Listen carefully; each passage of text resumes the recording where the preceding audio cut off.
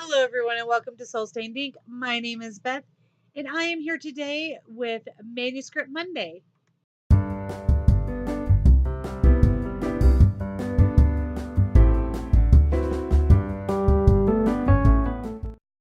Before we get into Manuscript Monday, I do want to apologize. I feel like a bad friend. I haven't uploaded anything in about a week, which isn't terrible, but I just haven't checked in with you guys. I haven't been watching as much BookTube this week because I've been super busy, and I want to apologize for that.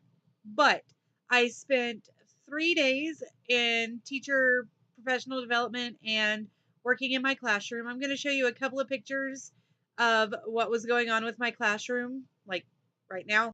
This is what I found the first day I went back to my class. I have been working on my room a lot, so it looks a lot different than that now. And if you would like to know why I walked in to find my classroom so crazy and maybe see what it looks like now, go ahead and drop me a comment down below letting me know you'd love to see a classroom centered video, and I'll get that out to you guys. And I've also been working on taking my teacher novel studies and things like that, which I have printed up for, like, this is for Wonder, which the 7th grade is going to be studying. I've been taking them and putting them into notebooks so that my loose papers, instead of being in a filing cabinet, are hole punched and put into notebooks, which is fabulous until you think about the fact that I'm actually teaching 3 separate grade level reading classes plus 3 separate grade level music classes. So none of them are learning the same thing. I have a bunch of hole punching to do. But that's fine because I can do that while I watch YouTube and Netflix, even though I haven't been watching a whole lot of YouTube. I've also been working on crocheting a blanket. Now, this doesn't look like I've gotten that much done in the week I've been working on it, except for the fact that this sucker is 6 feet long.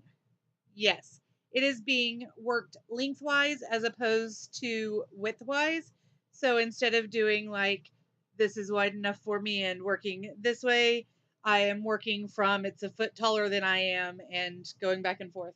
It's taking a lot of time, but it's also something I can do while watching Netflix. Are you sensing a pattern here?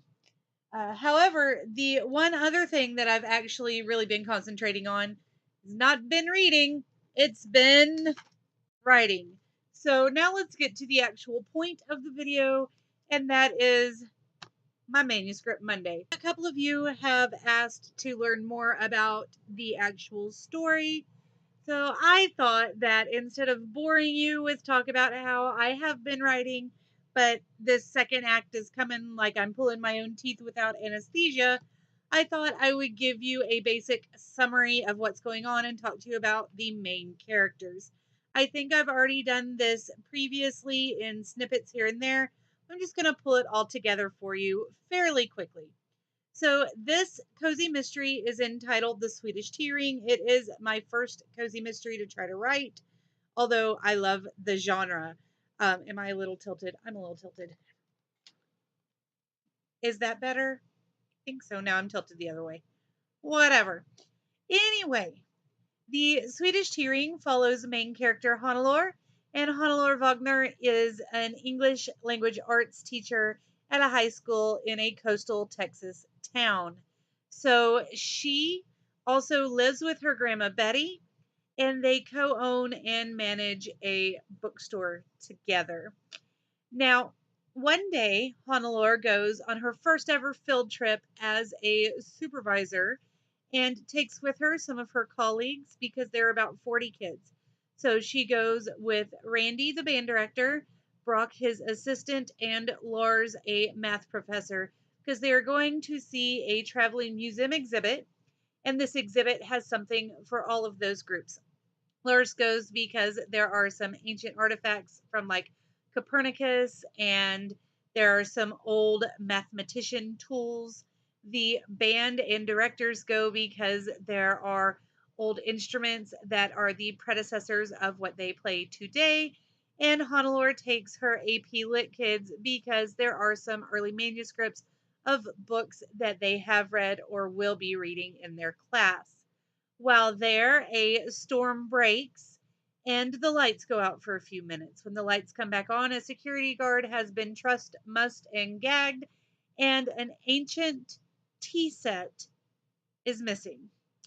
A couple of her kids have gotten in trouble with the police before, and so they are now under suspicion of stealing Mary Queen of Scots tea set. And that is where the story kind of takes off.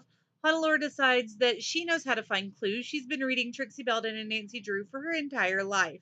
As long as she can remember, those gals have been her buddies, and she is going to take what she's learned from those books and learn what really happened. She's going to clear her students' names and make sure that everybody knows that her kids are good kids and they would never steal a tea set.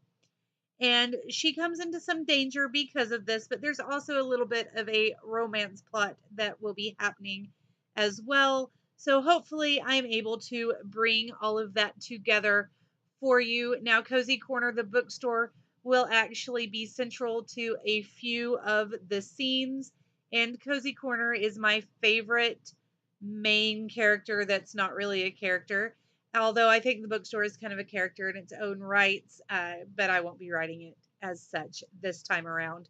But Cozy Corner is really cool because the back rooms are all hidden behind movable bookshelves, which I have always wanted my own bookstore.